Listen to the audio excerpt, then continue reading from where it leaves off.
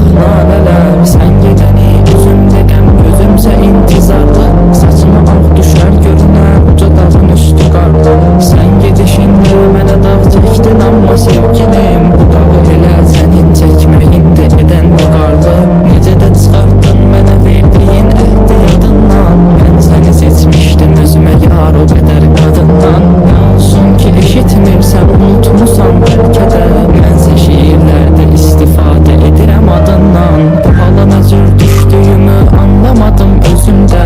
Hələ də sənin xəyalında duran nəmli gözümdə. Hər şiirdə gizlədirəm adını sözlər içində.